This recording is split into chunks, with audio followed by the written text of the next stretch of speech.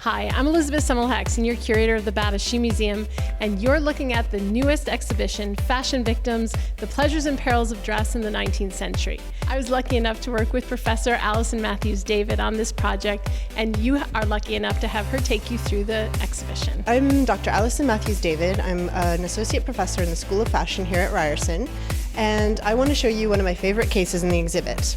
This case is actually loaded with arsenic. Arsenic was used, it was a very common, cheap thing in the 19th century. It was used to poison rats, but it was also used as a green pigment. We wanted to test if our objects at the Bata, if any of them had arsenic in them.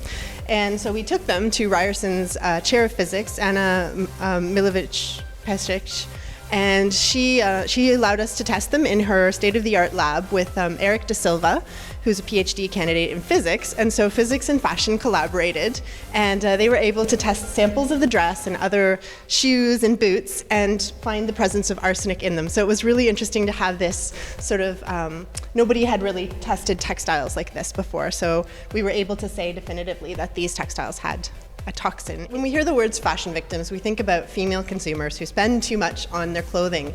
But in the 19th century, and perhaps today, there were male fashion victims as well.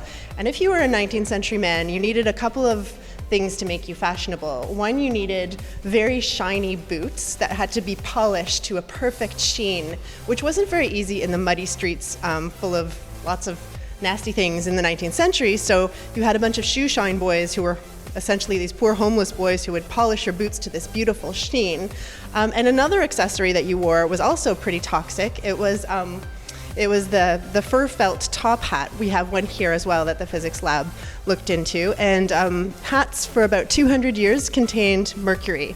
So again, it didn't affect the wearer because your nice top hat was lined with a silk lining to protect you, but the hatters who made these hats suffered from trembling and shyness and irritability and for over 200 years. And basically, that's where the expression from Lewis Carroll's Alice in Wonderland, our famous friend, the Mad Hatter, comes from this. So we may think that the Victorians, we may think they're crazy for cramming themselves into corsets and wearing heels and binding their feet, but of course we still wear Spanx, we skinny jeans and high heels, and I think many people are still willing to suffer for the sake of beauty. So I think the Victorians are actually more familiar than we might think. But just one parallel, for example, you think that it's all in the past, you know that people put lead in their makeup to make their face whiter. Well, most of our lipsticks today still contain lead. Some people might perceive fashion as frivolous and unimportant, but in fact it's a huge economic force and a huge social force. We want to conform and we want to look good, and so we are willing to follow the dictates of fashion, whether or not it affects our health, I think.